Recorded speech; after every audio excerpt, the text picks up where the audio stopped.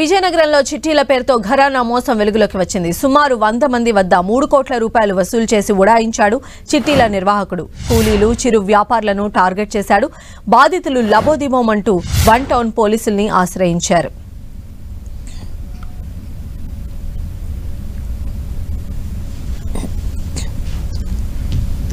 ఇక మరిన్ని అప్డేట్స్ మా ప్రతినిధి నాయుడు మనకు అందిస్తారు. నాయుడు, సంజీరాని ఏదైతే విజయనగరం కంటోన్మెంట్ ప్రాంతంలో కత్తిర వెంకట్రావు అనే వ్యక్తి అయితే చిట్టీల మోసం అయితే పాల్పడ్డాడు. గత కొన్ని సంవత్సరాలుగా కూడా చిట్టీల వ్యాపారం చేస్తూ పలువునైతే తన వద్ద చిట్టీలు కట్టిస్తూ చివరికి ఆ పత్తా లేకుండా వెళ్ళిపోయాడు. ఈ నేపథ్యంలో చాలా మంది సుమారుగా 3 కోట్ల రూపాయలు అతని వద్ద ఉన్నట్లుగైతే ఎవరైతే బాధితులు ఉన్నారో చేస్తున్నారు. ఈ నేపథ్యంలో వారంతా కూడా వన్ టౌన్ పోలీసులను ఆశ్రయించి ఫిర్యాదు చేశారు.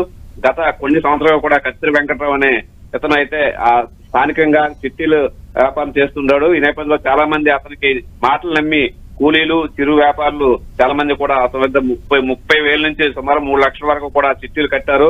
అయితే ఇదంతా కూడా ఎప్పుడు డబ్బులు అడిగినా సరే రేపు మాపంటూ వాయిదాలు వేసుకున్నాడు. చివరికి పత్త లేకుండా పరారయ్యాడు. ఈ నేపథ్యంలో సుమారు 3 కోట్ల మేర తమకు కుచ్చితోపి పెట్టి పారిపోయినట్లుగైతే చిట్టీల నిర్వాహకులు అయితే చిట్టి బాధితులు అయితే చేస్తున్నారు. ఈ నేపథ్యంలో పోలీసులను ఆశ్రయించి కేసు నమోదు చేశారు. సుమారు 100 మంది పైగా ఇతని వద్ద బాధితులు ఉన్నారు. వీరంతా కూడా కూలీ నాలు చేసుకుంటూ చిన్న వ్యాపారాలు చేసుకుంటూ సంపాదించిన మొత్తాన్ని తమ కత్తిర వెంకట్రావుకి ఇచ్చామని, ఈ నేపథ్యంలో తమకి భారీ మొత్తంలో వస్తుందనుకున్న మొత్తాన్ని ఇవ్వకుండా పరారైపోయాడని వారంతా ఆందోళన వ్యక్తం చేస్తున్నారు. ఈ నేపథ్యంలో పోలీసుల ఆశ్రయంతో పోలీసులు అయితే ఫిర్యాదు